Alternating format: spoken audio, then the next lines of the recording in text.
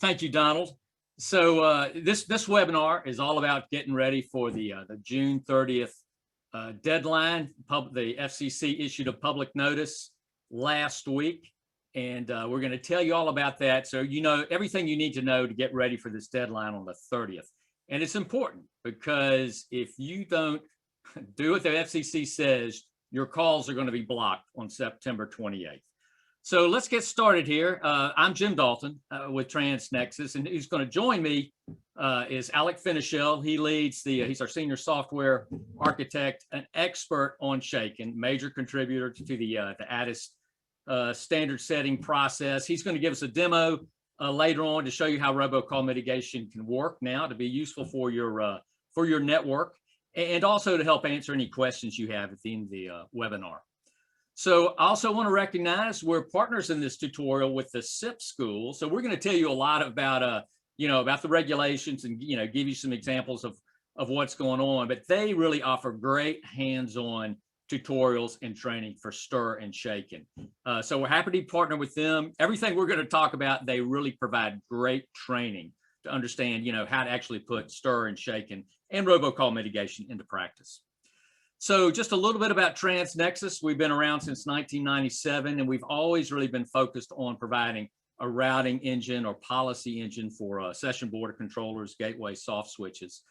And what we have been heavily focused on really for the last 4 years is Shaken and robocall mitigation, because obviously such a big problem, so much focus from regulators, but for every American, robocalls drive everybody crazy. And we have been, actively involved with this since the very beginning, and really one of the early adopters in terms of getting in place for our customers as early as 2019. With the first certificate authority certified by the policy administrator, and we've been one of the early authorized Shaken vendors, perhaps the first. We're not sure. And as I mentioned, Alec has been an active contributor in ATIS standards. We're very much involved with that. So what we're going to talk about today, first, I want to give you an overview of the FCC regulations. It's a lot, but we'll try to focus on what really matters quickly and leave you some information, in this presentation that you can take as reference. And then we're going to talk about that public notice. That's what really matters. It came out on April 20th. We're going to look what is in that and what you need to know about.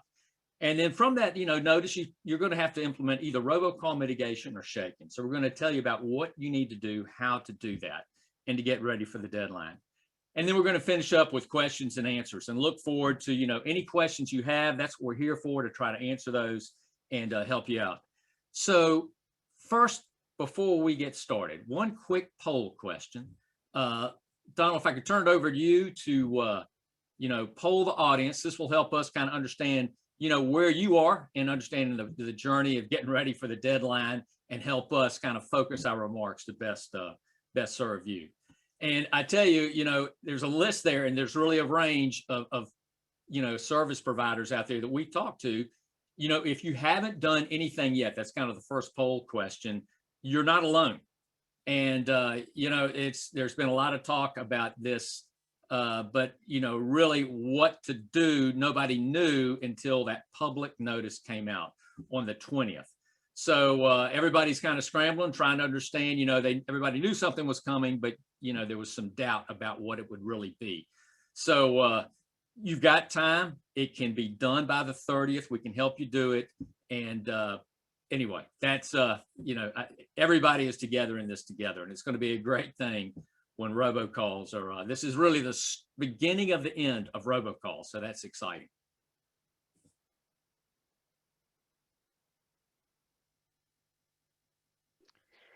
Okay, responses are still coming in, but they're slowing down. So I'll go ahead and end the poll and show the results.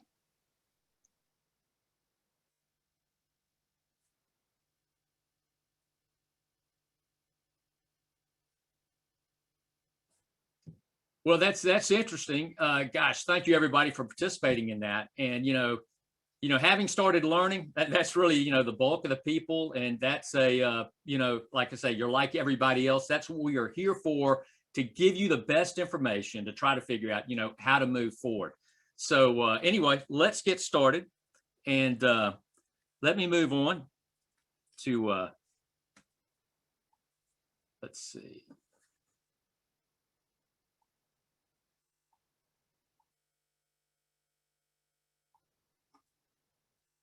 Okay. So start off with an overview of the FCC regulations. A lot happened last year, and we're going to try to boil this down into something so we don't take the entire webinar for it. But it all began in 2019. You've heard of the Trace Act. So this isn't kind of if or when. This is an act of Congress, and it says you got to implement call-in authentication by June 30th, 2021 coming up. So, I mean, that's the law. There's no kind of if or when or whatever. You've got to implement call authentication. That is very clear. In March of last year, the FCC came out and said you have to implement stir and shaken in the IP parts of your network by June 30th, 2021. And they followed up with a second order in September. And here are the really key points they clarified in the second order. So let me go through these, and these are really important. First of all, these rules that we're going to be talking about, they apply to anyone who provides voice service to an end user. And I can't emphasize that enough. It really changes everything. It doesn't matter if you're a CLEC or an over-the-top provider or interconnected voice provider. You're a voice provider as far as the Trace Act is concerned, if you provide telephone service to an end user. So it broadens the regulatory scope of the FCC of who's included, and it's everybody who provides services to an end user. Second, TDM service providers, they can't do shake. They don't have an IP network, but they've got to do robocall mitigation. It doesn't matter how small you are. If you just have a TDM switch, not that many customers, you've got to implement robocall mitigation. It's just as simple as that. That's the law. You've got to implement some kind of call authentication, and the FCC has identified robocall mitigation as that technique until a call authentication solution for TDM networks is identified. The FCC did give a break to small operators. If you've got fewer than 100,000 lines, and I get asked this question, what 100,000 lines means? Is that customers? Is it telephone numbers? I got enterprises, I run a trunk to them. What does it mean? The order says 100,000 lines. You got to take that for whatever it means. It doesn't say anything more, but you've got an option. You can implement shaken, or you can implement robocall mitigation. So it's good. They gave you a little leeway. What we're finding, most of our customers who can do shaken because they have SIP interconnects choose to go that route, but you have a choice, which is good. So there's a little flexibility there for the smaller operators. And then here's the key. This is what we're talking about that came out in the public notice that was specified, is this new FCC database. So they gave us a heads up last September. There's going to be a new database where you have to certify that you've implemented shaken or you've implemented robocall mitigation. And that's really what's driving all this activity. It's real now. It's been announced. There's a portal. You've got to do something. And it applies to everybody that provides voice service to an end user. And there's one more order that came out at the very end of last year. It's the fourth order about eliminating robocalls. And there's a lot in there, but it's really summed up by this phrase that's in the very beginning of the order. It's a whole new world for the FCC. It says service providers must police their networks. And that's completely different. Before, the Trace Act really changed everything. And, this is a profound change for how, telecoms were regulated. It used to be you could never block a call. But now, you are expected to police your network and block bad calls, block robocalls before they leave your network. And that's the key word about robocall mitigation. It's blocking calls at the source, not blocking inbound robocalls, but blocking calls at the source. So it's a completely different world. The world has changed in terms of how telephone companies are going to be regulated, how many service providers are now under the jurisdiction of the FCC regarding these rules. And so it's a big change that we're all kind of getting used to. So that's it. It's not too much. There's a lot of pages, but these are the key points. And I want to point out something in this. You'll see a few footnotes. You'll see, hyperlinks here. This presentation is going to be available for download. Everything in here is referenced. You don't have to go read the entire orders. You can see links there if you want to, but I've got footnotes to the really critical language in the notes of this PowerPoint presentation because we want it to be a useful tool. This is a tutorial. You've got information to take away that you can use for your own decision making. So, given all of that, there's still common misunderstandings we run into every day. And, we hear this, the Trace Act doesn't apply to me for whatever reason. I've got a click to talk application. It's just one way. It doesn't matter. It matters. One-way voice, that is included. If it goes to the PSTN, you are included on the Trace Act. Matter of fact, the order explicitly, cites that one-way voice absolutely applies. I'm an over-the-top provider. This doesn't apply to me. It does apply to you. You don't have everything you do is just voice over IP. But if it gets to a provider that puts it on the public switch telephone network, you're the originator of that voice service to the end user, and the Trace Act applies to you and all the rules that we're talking about. So another common misunderstanding, I'm a small operator and I've got a 2-year extension. I don't need to do anything until, 2 years from now. Not true. These rules apply to everyone. You have to certify by this June 30th. So you may get an extension on when you have to implement Shaken, but you don't get an extension on when you have to certify with the database. And remember that very first slide, your calls are going to be blocked September 28th if you're not in that database. So this matters. And then the last thing, hear this, I've got a 2-year extension. So, I can file, but I don't need to do anything. You do. You've got to implement robocall mitigation. If you're not implementing Shaken, you've got to file, and you have to have robocall mitigation implemented by June 30th. So, everyone's kind of looking for a way out. There really is no way out the way the FCC has worded this. Everybody's going to have to certify and at a minimum start implementing robocall mitigation, and that is policing calls that originate on their network and leave their network. So let me just point out a few things. The FCC is serious about enforcement. So, I told you it's a new world, but one thing the Trace Act did that's different, it really gives the FCC some teeth to take action, and they are. And it started in March. 6 cease and desist orders went out March 17th. They didn't get much press, but I mean, they're pretty tough. You got 48 hours to take action, or the FCC says everybody downstream from you can stop blocking your calls. And you got 14 days to follow up and explain to the FCC how you're going to fix the problem. And if you don't, you have to cease and desist. So it's strong. I think it's pretty strong stuff. And there was another big headline that came out the same day, a huge fine to a fake health insurance robocaller. If you want to get in Forbes, if you want to get in the headlines, being a robocaller is a good way to do it. Here's USA Today, $225 million fine against these telemarketers. The FCC, they're ready to put people out of business. You don't want to get crossways with the FCC. And just a couple of weeks ago, 2 more cease and desist orders sent out by the FCC. So they're clearly serious. This new chairman wants to make a mark in terms of stopping robocalls, is what it seems. So now the public notice just came out. What's in this? It's pretty simple. You got to certify in a new database, and we're going to look at that by June 30th.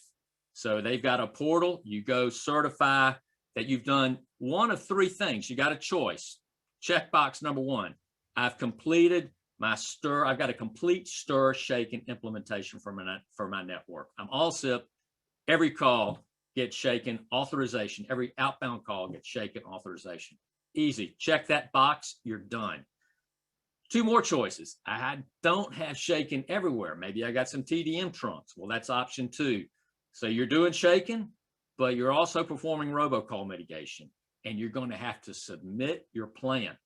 You got to upload a file that says, this is how I'm mitigating robocalls from leaving my network. And that's an important fact we're going to talk more about. In the third case, you haven't done any shaking. Let's say you're all TDM, or for whatever it might be, you're small, you just don't want to get into it. You got to implement robocall mitigation. And again, you've got to upload your plan to tell you how you're performing robocall mitigation. And then the last thing in the public notice, September 28th, if you're not in the database by June 30th, then people can start blocking your calls. So you want to make sure you get in the database. So they've made it easy. It's pretty easy. It's self-serve. If you go to the welcome page, this is what you're going to see. And it's kind of interesting, this button here, download the registry. Download that, you're going to get an Excel file. You're going to see a file, you're going to see every operator that has submitted their certification to the database. There'll be intermediate operators in there.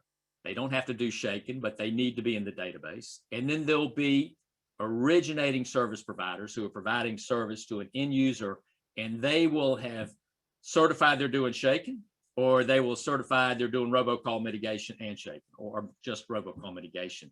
So you can see what's in there. And this database is important. This is what terminating and intermediate service providers are going to check before they set up another SIP interconnect with someone or any kind of interconnect. They're going to check, is that provider, these calls where they're coming from, are they implementing robocall mitigation? If not, can't interconnect. Or if the time comes September 28th, I've already got an interconnect, they haven't implemented, they're not in the database, I've got to block their calls. It's not an if, the FCC says you have to block their calls. You can also view the database. There are already a good number of folks who have already filed their robocall mitigation plans. You can go in there and take a look and see what's going on. And it's all publicly available. And to certify yourself, log in, click the checkbox that we looked at earlier, and upload your robocall mitigation plan, and you're in the database. So robocall mitigation plan, what is that? Who's seen one?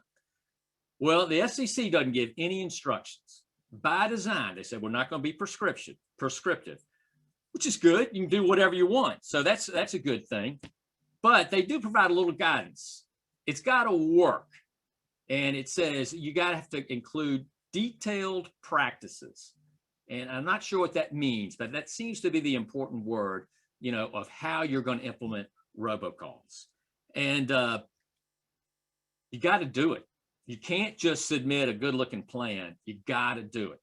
So if you submit a good looking plan and you don't practice it, you're going to get in trouble. They're going to ask you what's going on. If they find out you're not implementing your plan, I don't think you want to be in that situation. So, and then the last thing it requires, you got to cooperate with US Telecom Traceback Group. And we can talk about that in Q&A if anybody has questions. We won't get into that specifically right now. So, what does all this mean? Like I said, you can go look at the robocall mitigation plans that have already been filed. Some look really detailed, look really well thought out.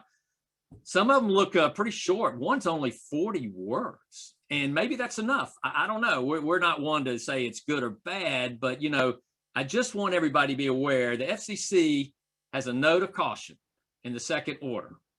If somebody submits a certification that they find is deficient in some manner, I don't know what that means. Maybe it doesn't have enough detail. I don't know how these grade these things.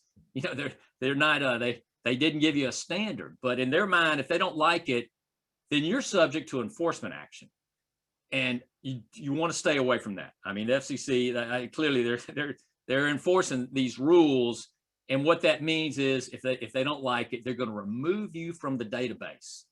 And that's critical, because if you're not in the database, then every other provider has to block your calls. And that's really the teeth. That's the way they're going to, really enforce these rules. So anyway, that's what the FCC says. It's not me. It's just, it's right out of the second order. I think people need to understand that, because I'm not sure everybody who submitted a robocall mitigation plan saw this in the second order. They may have changed their mind and have what they presented. So we're going to tell you what we think is a good robocall mitigation plan. It doesn't need to be gigantic, and it doesn't need to be overly technical. It just needs to have a few key points. Number one, you want to avoid traceback requests. It needs to be a proactive system. It's identifying something funny's going on so you can address it before somebody causes you trouble. They're making calls, somebody complains, they come to a traceback, it comes to your network. You don't want that, because as soon as you get some scrutiny, you know how it is, the folks in Washington are going to be keeping an eye on you. So that's the most important thing. You want to avoid traceback requests. And, the traceback group, they give a report to Congress every year, and they list everybody, how they did, how many traceback requests. And if you don't respond, you're in big trouble. So you want to stay off of that list. So number one, that's what you want. You just want to be, left alone and run your business. So you avoid traceback requests. That's a good robocall mitigation program if you can do that. For your operators, it needs to be simple, easy to understand. You don't want to layer on a heavy duty, more work. Everybody's too busy. So it just needs to be easy and helpful. And here's one thing I think it's important. Everything we've talked about is just a regulatory burden that we got to do. It'll pay off. Robocalls go away. It'll be worth it. But, the last thing, and you can find this, is you can add value for your subscribers. Your individual subscribers, residential, enterprise customers, whatever it may be, because they could be victims of identity theft. And your robocall mitigation should be able to detect that. People get these emails all the time. My calls show up as spam. How do I stop that? And a lot of people don't even realize their numbers showing up as spam. A good robocall mitigation program will detect that. You'll be able to, know your customer's been a victim, and then you can start to help them restore their identity. So when they make a call out, the calling name display is their name and not spam. So that's what we believe are the attributes of a good robocall mitigation program. And I'm going to stop there. And, a lot of talking. I think it's good to kind of see how might this work. And, so I want to give Alec, a chance to show folks, here are the tools that we have. And, here's a way to do it. There are lots of ways to do it. Like everything, there are lots of ways to do it. But let us show you, an example, so you kind of know this is all brand new, and we've given a lot of thought, so we want to share that with y'all. So Alec, do I need to stop sharing? No, let me turn on my screen share. Okay. Can you see that? Yes. Looks Perfect. great. So this is our cloud platform, ClearIP. We also have an on-premises platform called NexoSS with a very similar set of features. And what I want to show you is how you turn on robocall mitigation. It's pretty simple. Come to the analytics page, and I'm going to turn on a scheduled SIP report. I've already got one set up. Really, I've just said I want to get an email on a daily basis with invalid calling numbers. And if there aren't any invalid calling numbers that day, don't bother sending me an email, and here's my email. That's really it. That's all you have to do, and ClearIP will send you a daily email, or you can have it weekly or monthly, whatever you want, with all of the invalid calling numbers that are leaving your network. There could be high-risk calling numbers. There's a number of categories of bad calling numbers that you can enable, but I'll just show you what invalid looks like. And once you turn that on, you'll get an email that looks like this. Now, this is actually a real email from one of our customers that they got for yesterday's traffic. This is actually real email, all real calls. And so what this is showing is that there were over 1,000 calls with this calling number leaving their network yesterday, and almost 1,000 with this calling number. And these are all clearly invalid calling numbers. And I think it's really important for service providers to understand that when the FCC says you need to police your network, there's a lot of this going on. And I think a lot of people don't realize how much invalid or bad numbers are coming out of their network. Almost every service provider we talk to says, okay, I know I'm required to implement a robocall mitigation plan, so I'm going to set one up, but I don't have robocalls leaving my network. My customers aren't the problem. But then when we set it up, they realize just how many invalid calling numbers are leaving their network. And it's hard to say to the FCC, no, I police my network when this kind of stuff is coming out of your network. So if you don't have the tools, it's really critical that you have the tools and you're actively monitoring and you're taking action when you see these types of things leaving your network.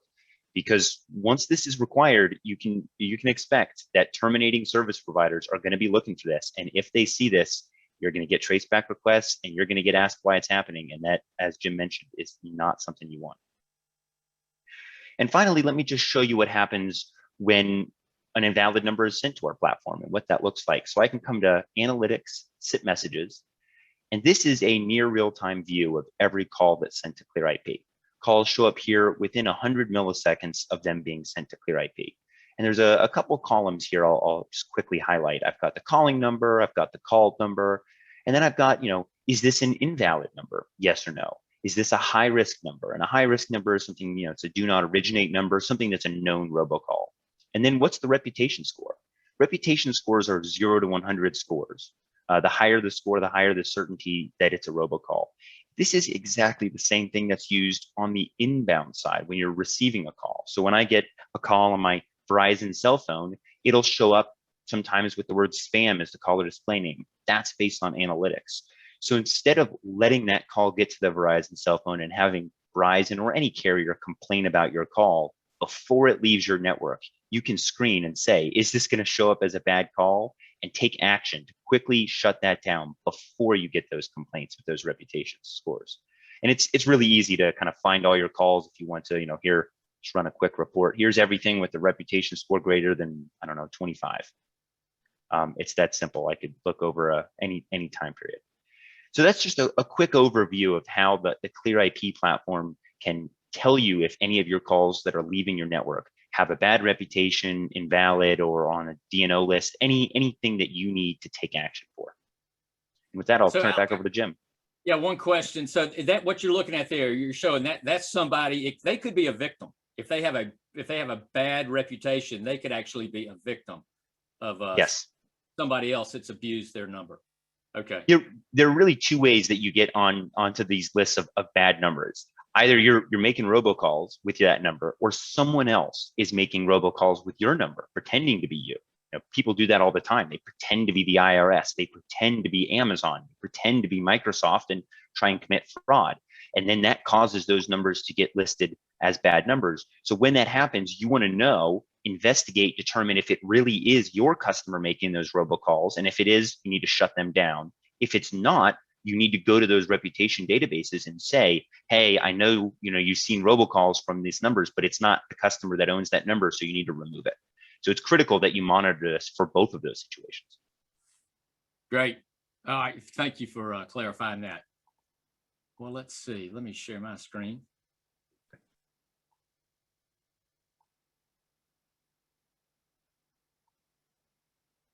Okay, good. Thank you for that, Alec. Well, let me talk here about, start talking about shaking, implementing shaking. So we talked about implementing robocall mitigation. It's pretty straightforward. And, looking for bad numbers, that's pretty straightforward.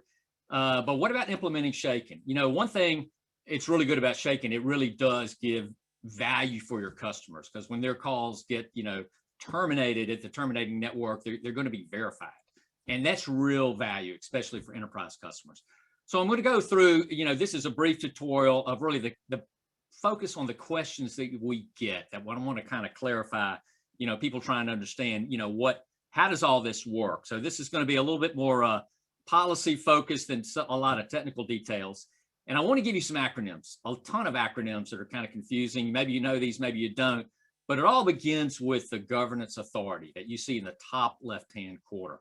And that's a group of companies, board members. It has good reputation throughout the industry.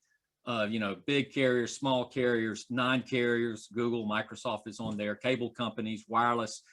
Really good representation from the industry of what the policy should be for shaking. So that's the governance authority. And everything in shaking has an STI, just so you know. And it stands for Secure Telephony Identification. So the governance authority is the STI-GA. And they give those policies to the shaken policy administrator. And that's the entity that enforces the policies are in place, and happens to be iConnective in the US. And the number one policy, that they enforce is they vet everybody that's allowed to join this shaken trust network. So, I mean, the FCC, they cast a wide net. Everybody's got to participate under these rules.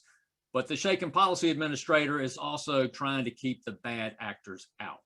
And so they enforce, a strict set of guidelines that you have to meet in order to join the shaken trust ecosystem and be able to register.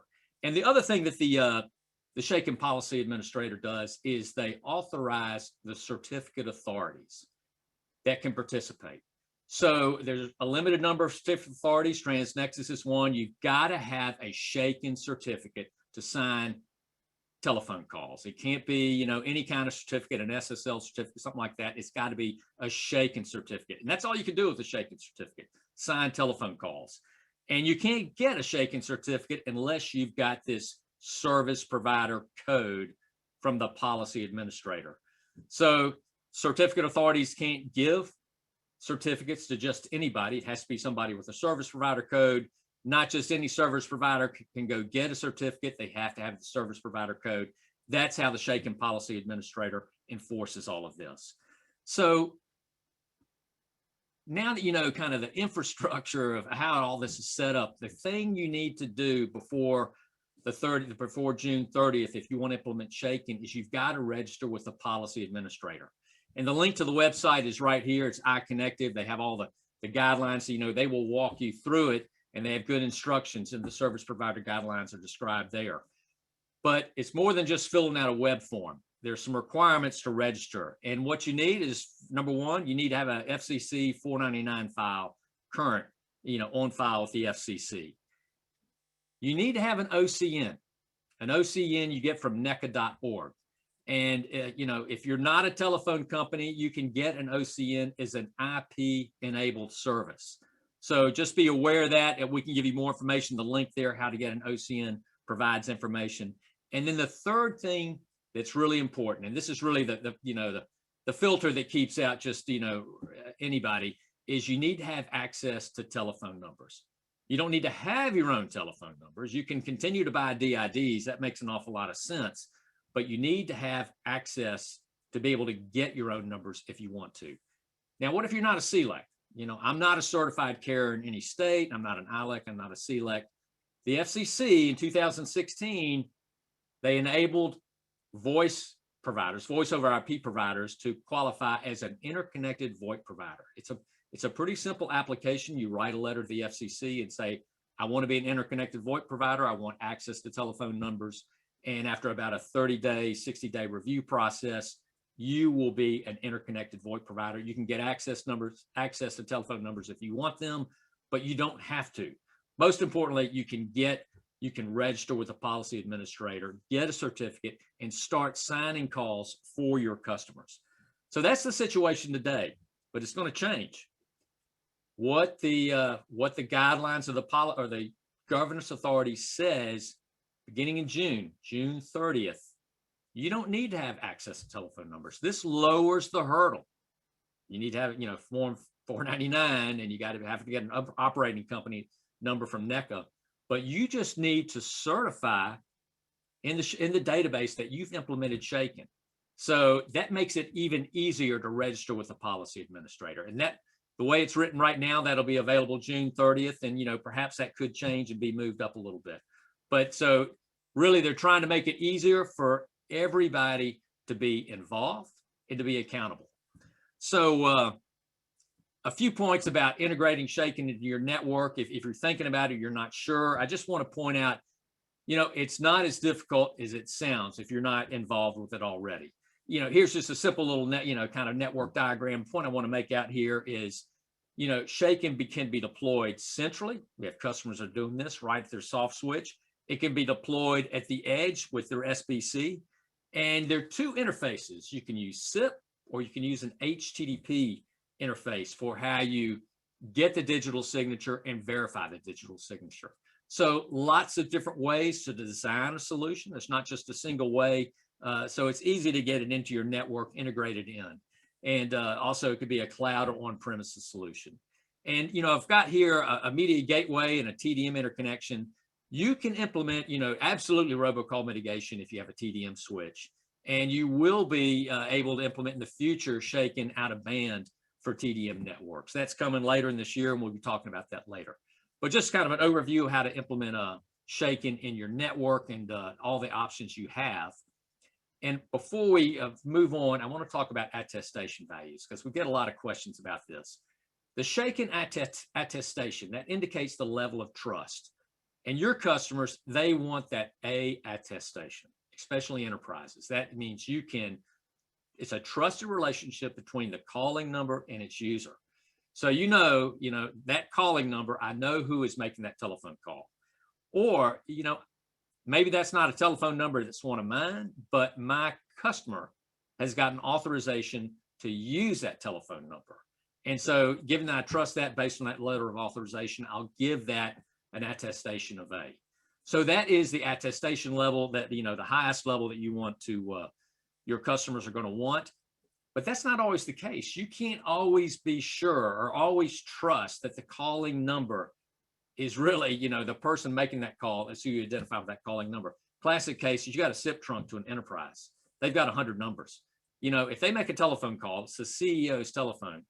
how can you know that's not somebody pulling a prank or a criminal activity trying, an insider trying to wire funds? So you can't know. You can be sure that you trust the trunk group, but you can't be sure about the individual calling number. So that you would give a partial attestation, attestation B. And then C is, I don't know anything about this calling number. It doesn't mean it's bad. It just means you don't know anything about it. There's no trust level there. You're going to give that attestation C. And a link here, this is where all this is defined in this ATTEST document. If you need want to look at all the details, it's right there. So let me stop there. Just some kind of high level issues, on questions we get. Alec, could you give everybody just kind of a look at, of how shaking can be implemented, kind of a little bit about how a service provider would apply this? Absolutely. Okay, can you see my screen? Yes. Perfect.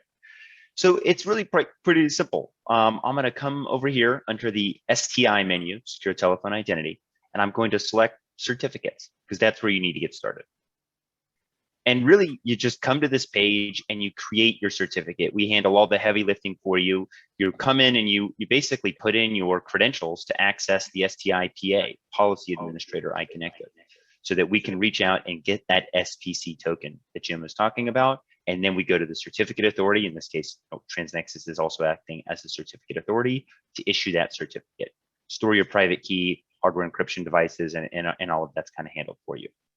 Once you've done that, you've got your certificate, you can come to the STI authentication policies page to set the attestation level for each one of your calls. So let's take a look at that. I'm just going to filter this out to make it a little bit easier to see.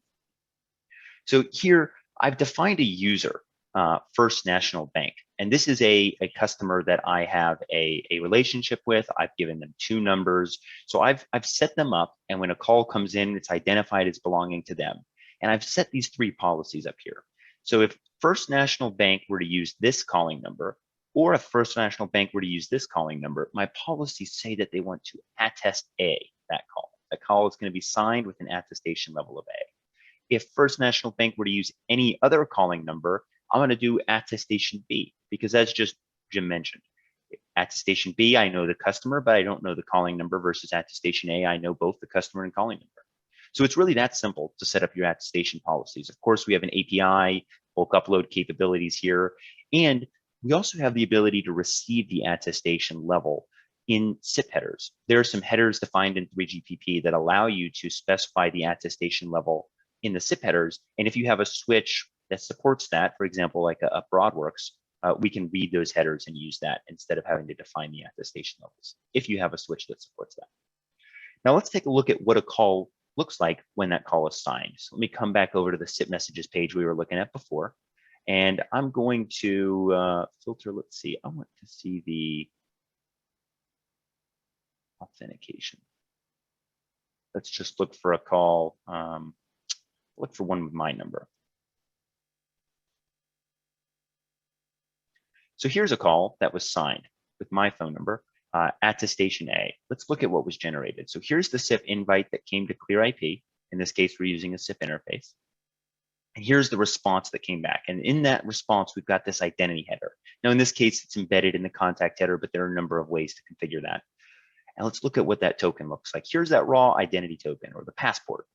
Here's what that looks like when we decode it. So it's got a header, which is some basic information needed to verify it. And then it's got the payload. This is the interesting information. So you've got that attestation level, A, B, or C, the destination and origination number here and here. This is used to prevent that passport from being used for a different call. It's tied to that call. You've got a timestamp, again, so that you can't use a replay attack with it. And then, of course, the orig ID. This is what uniquely identifies the originator. And there's a couple different ways that you can set that. And then, of course, we've also got this new claim, RCD. This is a new extension on top of passports where you can add rich call data to those calls. And here I've just got my name added to it, but you can add all sorts of information, logos, links to websites, contact cards with your birthday, your address. I mean, the list goes, it's on and on. It's really going to be very nice. It's going to be really interesting to see what happens when phones support that. But for now, I've at least just got this call set up to use my name, which can be used instead of CNAME. So instead of the terminating service provider when they receive this call, doing a CNAM dip and hopefully getting the right name, but we're not really sure. That call is coming in to the terminating service provider with my name already on it, and it's cryptographically signed, so they know that that is in fact my calling name. So that already works today. So that's really it. That's a quick summary of Shaken. Obviously, there's a lot more flexibility and functionality in Shaken that we don't have time to talk about. But that's a good overview. So with that, I'll hand it back over to Jim. Well, Alec, thanks for showing that. That rich call data, that's got, seems like a lot of potential when you can send a picture or a logo or call reason in terms of being able to be a revenue opportunity. I mean, that's a real enhancement, for enterprises. I think they'll pay for that. So I guess, the Absolutely. hope is, you got to do Shaken, but maybe there's money down the road that you can get from it. So that's a great feature, and there'll probably be more. So let's see. Let me. Oh, it's time for a poll question. So one quick poll question.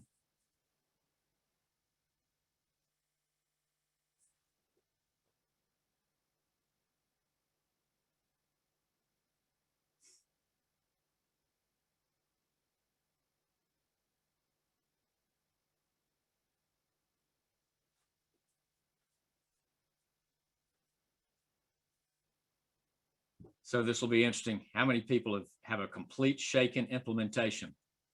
It's well, we'll find out. There have been quite a few. There haven't been a lot of filings to the Robocall mitigation database, but there definitely have been a number that have already, they're certified, they've implemented Shaken. So that's great news. That's good. And so we'll find out. So this really mirrors what the 3 check boxes that you would see when you go to certify with the FCC database.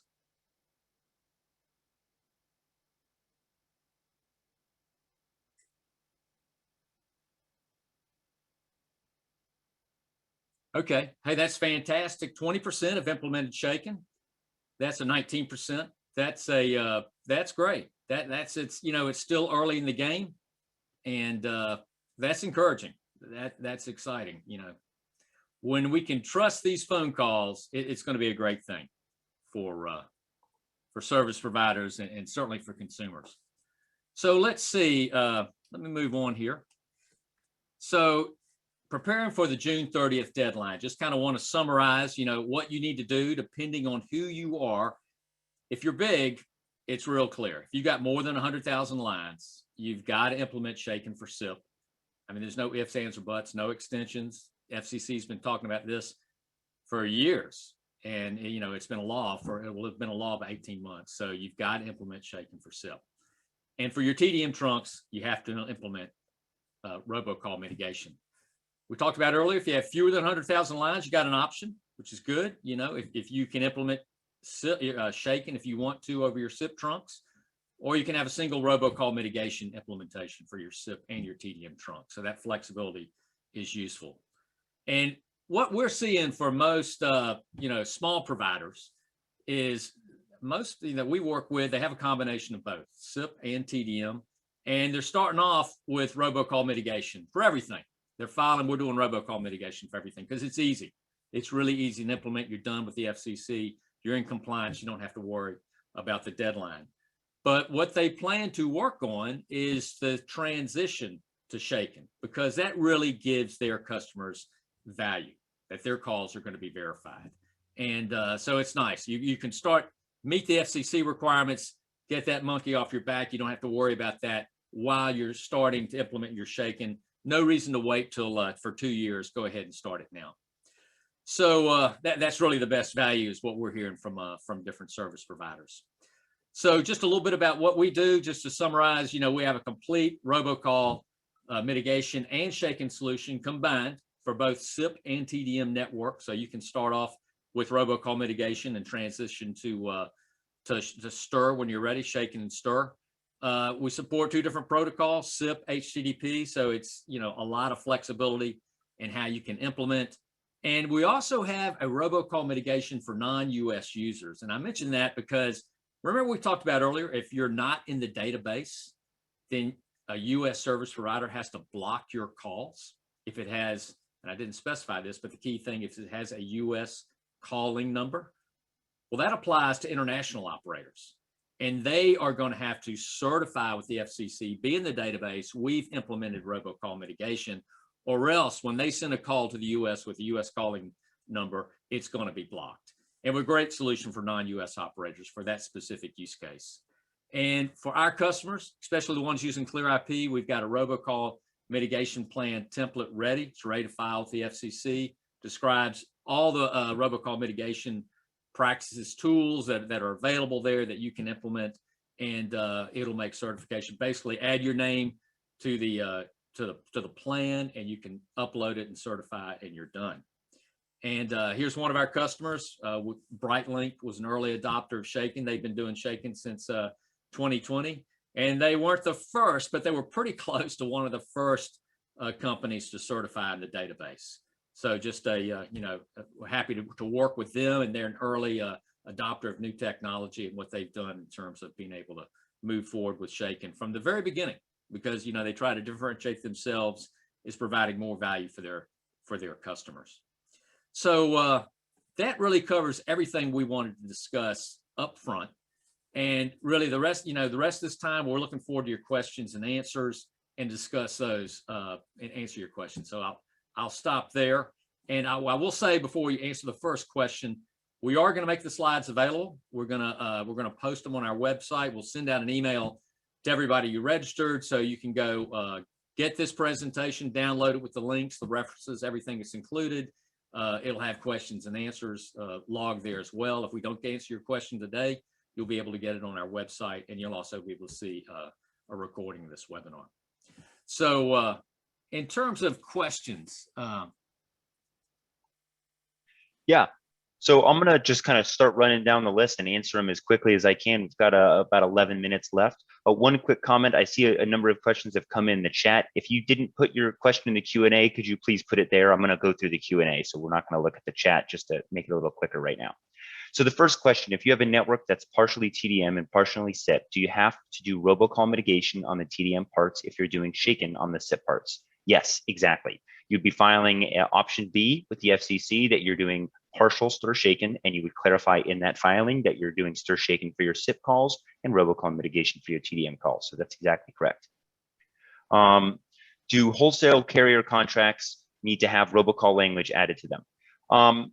As far as the contracts, it's really, that's up kind of to your legal department, but the FCC has been very clear. Intermediate service providers are not allowed to accept traffic from other service providers if those service providers are not in the database. So kind of, if your contract doesn't allow you to cancel, but the FCC says that you're not allowed to accept that traffic, how exactly you're going to handle that is something your legal department's going to have to address.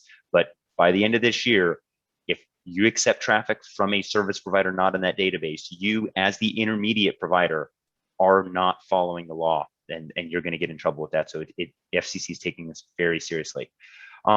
Do we have to worry about inbound calls, or is that responsibility of the call originator? So all of the FCC regulations are about outbound calls, because if you don't block inbound calls, your subscriber leaves and finds another service provider who does it. It's not so much a concern from the FCC. The problem is when you originate calls, it's much harder to block them at the terminating end. So all the rules are about outbound. That being said, there are some reasons you would want to do some inbound protection as well. Specifically, there are obviously, your customers want it. People want robocall prevention so they don't get so many robocalls. And if you choose to block any calls, you do have to implement stir shaken in order to get the protections that the FCC has given for safe harbor. So it's just a couple things to be aware of, and we are happy to go into more detail with that if you want to send us an email. Are there going to be details on the steps we need to certify at the FCC database? I think we've kind of gone through that a little bit. We've got on the slides, and when the slides are posted on the website, you'll be able to go follow through that. So I think that will help. What are the rules for hybrid network, both SIP and TDM? You have to do robocall mitigation on your TDM, and on your SIP, you have a choice of robocall mitigation or stir shaken if you have less than 100,000 subscribers. If you have more than 100,000 subscribers, you have to do stir shaken. You do not have the option of doing a robocall mitigation plan on your SIP traffic. Who is blocking calls in September? So in September, intermediate service providers are not allowed to accept calls from service providers that are not in the database. So they will be required to block your calls. You're required as an originating service provider to register on June 30th. But if you don't register on June 30th, then you're in trouble. If come September, the end of September, the intermediate provider hasn't kicked you off their interconnects, then now they're in trouble as well. So the FCC is taking a very heavy-handed approach to this. Do originating call and EAS calls have to be part of the mitigation plan? Yes, this applies to all traffic you originate. Every call that you originate, EAS, local, LD, anything, if it's got a US calling number, anything with the US calling number. And as Jim mentioned, any call that comes into the US with the US calling number is applied. Doesn't matter if the originating service provider is not a US carrier. There will be foreign carriers registered in the FCC's Robocall Mitigation database if they want to allow their customers to use US calling numbers. You have to register. And as a US carrier, you have to block calls, an intermediate carrier and terminating carrier, if they come from a non-registered carrier. To claim full attestation, do we need to attest diverted calls as well? Yes, you do. You need to sign every call that leaves your network. The DIV passport is not widely supported. I'm not aware of really any of the major carriers that support it. That being said, you use a regular shaken passport on those calls for carriers that don't support DIV. And it's just a lower attestation with that. Do I only check carriers that have direct connections to? Yes. So each carrier is responsible for checking the carriers that it has a direct relationship to. You're not checking if the originating service provider is the one registered in the database. You're checking if the person sending it to you, whether they be the originating or another transit. That's why the database has both originating service providers and transit providers. Everyone in the call path checks that it came from someone in that database, whether it be originating or intermediate.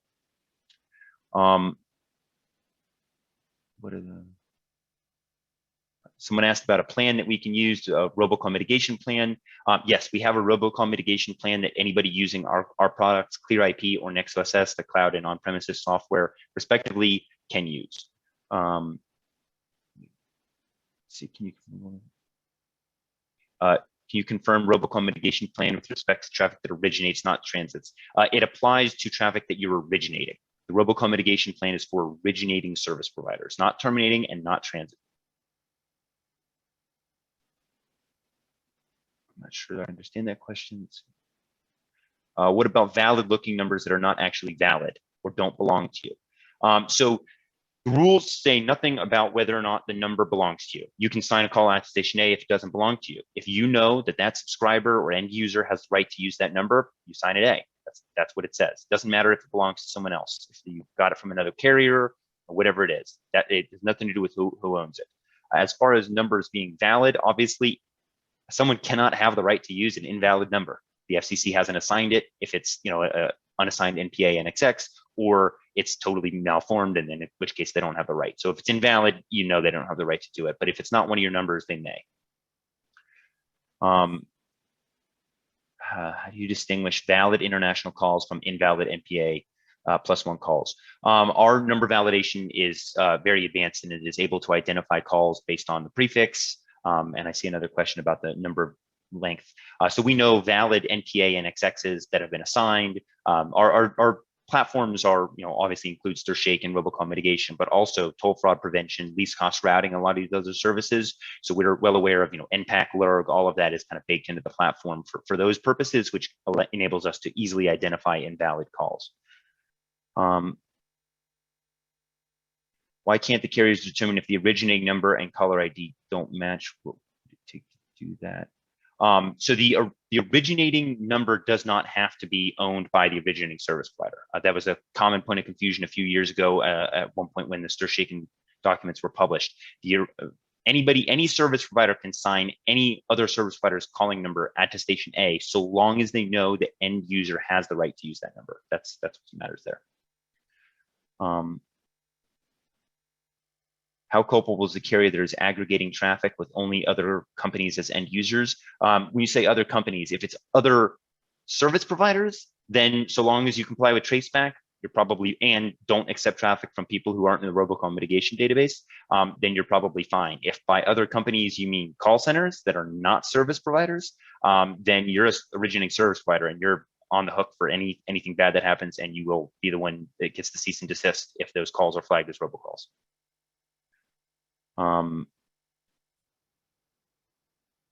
If you sell SIP trunks as a hosted PBX reseller, are they required to get their own cert? So there's not really a requirement on who gets the cert. You can use other people's certs kind of based on business relationships, however you do that for SurShake and signing purposes. But really it's kind of maybe a general rule of thumb, although it doesn't apply in all cases, the service provider filing the 499A has to file the robocall mitigation plan. If you're the one who can log into that page, that FCC database where you file the robocall mitigation plan, that's using the existing FCC logins for 499 and all of that kind of stuff. If you have a login for that, you need to file.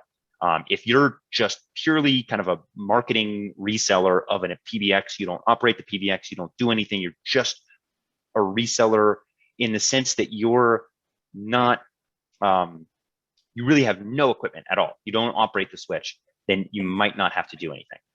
But the originating service provider does. Do we need to file a 499A form in order to get in the robocall mitigation database? If you don't file a 499A, you either aren't a service provider or you're going to be in a lot of trouble for not having filed a 499A, because that's universal service tax. It's very important. So it's really hard to answer that just based on this question. But if you're not filing a 499, you may want to double check that. Well, hopefully you are, if you're a service provider. If you use a number leased from a SurShake compliant service provider and the operator does not generate or verify any certificate since they don't have a number, or do you have to register in the database? Yes, if you're purchasing DIDs from Bandwidth, IntelliQuint, Peerless, anything like that, and selling them, route the calls with some switch, PBX, selling hosted services like that, you're a service provider. If you're selling voice service, if you're an enterprise and you're not selling voice service, then you don't have to do anything. If you're a service provider who is selling voice of any kind, one way, doesn't matter, you have to register with the FCC. Seems like a chicken and the egg scenario. How do you certify in the FCC database if you can't get a certificate until you prove shaking capability? Yes, that has been brought up to the SDIGA's attention. They said they're not going to do anything about it. Basically, you register with the FCC that says you've implemented SurShaken, and you can use, kind of our software. We can make sure you're ready to do it, even though you don't actually have a certificate yet. We can help you get that set up, and then you can get your certificate to actually go into full production.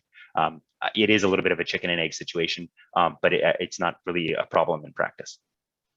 Can you use a letter of authorization to? Yeah, there's no specific requirements as far as letter of authorization or anything else. If the customer has the right to use the number, sign an attestation. If someone complains, you just need to have evidence to back it up. That's it. There's no specific rules on what that evidence needs to be, what it needs to look like. Letter of authorization is a great way. It doesn't have to be that. You can do anything as long as you can back it up. You're fine. What would a mobile carrier do if all your calls went out as attestation B? Right now, probably not much. In the future, it may not. I mean, I'll say that probably not much. If you have an iPhone or an Android, and you have like a green check on an Android, I think, and on the iPhone, what I have, it's a gray check in the call history that indicates that call's been verified. That only happens if it's attestation A.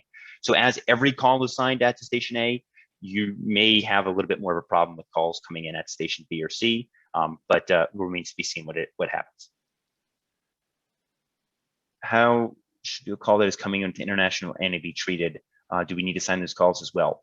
There's a lot of debate about that, whether you sign calls that use international annies attestation C or not. I don't have a clear answer on that. I think right now you can kind of do whatever you want to do, but there's been a lot of debate on whether or not you should sign those calls that have an international annie. Yeah, that really has not been addressed by the FCC. So all the guidance from the regulator is only sign U.S. calling numbers. So it makes sense to sign international, but that's that would not be a standard practice, and may cause some confusion. Let's see. I think we're running out of time. We can continue going through some questions if people are still available. Or Jim, did you want to? So, Alec, I think that's great. Well, there are a lot of good questions here. We didn't get to all of them. Just a few basic ones. I saw one more than once or twice. What if I've got multiple OCNs? You only need to register one OCN with the PA, and you can get a certificate that's good for all of your networks, or you can have multiple certificates. A few questions about international. you only need robocall mitigation for inbound calls to the US. So that would have a US call lead number and a US calling number. So all other international calls, everything that's been discussed here, if it has an international number, robocall mitigation, international calling number or call lead number, robocall mitigation and or stir shaken do not apply. So that kind of sums that up. But that was, Alec, that was great. Thank you for covering all that. And we will address all of these individually so everybody gets an answer.